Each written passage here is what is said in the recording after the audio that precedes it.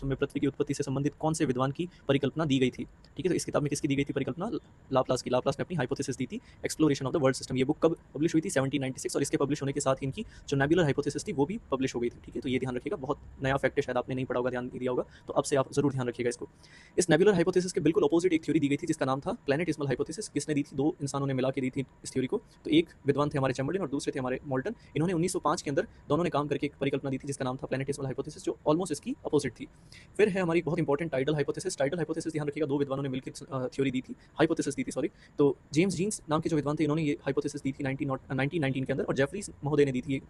Jefferies ने James jeans पे थोड़ा सा पढ़ के उनका एक क्या कह सकते हैं हम कि थोड़ा सा चेंज करके, संशोधित करके इन्होंने अपनी एक हाइपोथेसिस निकाली थी। थोड़ा बहुत संशोधन था, और वो कब निकाला था इन्होंने?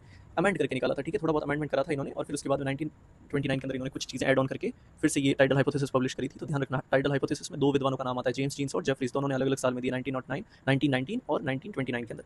और लास्ट में आती है हमारी गैसीय परिकल्पना, रसेल। तो ध्यान रखिएगा, गैसियस हाइपोथेसिस जब सुनेंगे, अच्छा इसमें आपका होमवर्क ये रहेगा कि आप मुझे बताएंगे कि गैसियस हाइपोथेसिस किस विद्वान ने दी थी। ठीक है, गैसियस हाइपोथेसिस जब आप सविंदर सिंह के अंदर या आपने जहाँ से भी पढ़ी होगी, फिजिकल ज्योग्राफी, जियोमॉर्फोलॉजी का जो स्टार्टिंग वाला चैप्टर है, ऑरिजिन ऑफ अर्थ, तो आपने जिस भी किताब से पढ़ी है, चाहे खुल्लर से पढ़ी है या सविंदर सिंह से, उसमें सबसे पहली हाइपोथेसिस जो आती है वो गैसियस हाइपोथेसिस ही आती है। तो आपका होमवर्क ये है कि आप मुझे बताएंगे कौन से विद्वान ने ये हाइपोथेसिस दी थी। ठीक है, इसके बाद में जो हमारा लास्ट क्वेश्चन है, रासायनिक संगठन के आधार पर भूगर्भ का विभाजन किसने किया था? Who divided the earth crust on the basis of chemical composition. Chemical composition के आधार पे अर्थ का जो डिवीजन किया था वो कौन थे? हमारे एडवर्ड स्वेस थे। ठीक है, एडवर्ड स्वेस ने 3 डिवीजन करा था, सियाल, सीमा और नीफे का। सियाल का मतलब होता है, एसआई का मतलब है सिलिका, एएल का मतलब है एल्यूमिनियम।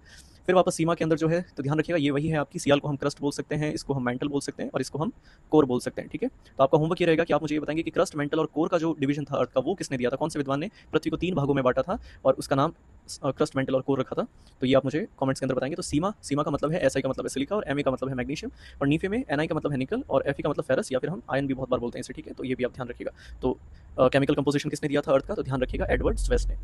तो ये हमारी आज के जो 4 क्वेश्चन थे उनका डिटेल एक्सप्लेनेशन है, और इसको आप हमारे ऑब्जर्व ओनली वाली जो कम्युनिटी है व्हाट्सएप पे, उस पर हम आप देख सकते हैं, हर रोज़ उस पर ऑलमोस्ट कोशिश की जाती है कि 4 सवाल आपको दिए जाते हैं जिनको आपको पूरे दिन में जवाब देना होता है, और उसके बाद में शाम के टाइम पे इसका डिटेल एक्सप्लेनेशन दिया जाता है। अगर आपके पास नहीं है ये, तो आप मुझसे लिंक मांग सकते हैं, मैं आपको लिंक शेयर कर दूंगा। और इसके अलावा आप यूट्यूब पे भी देख सकते हैं, ऑब्जर्व ओनली नाम से यूट्यूब पे भी एक चैनल है, तो वहाँ पे भी कुछ क्लासेस ली जा रही है। ठीक है।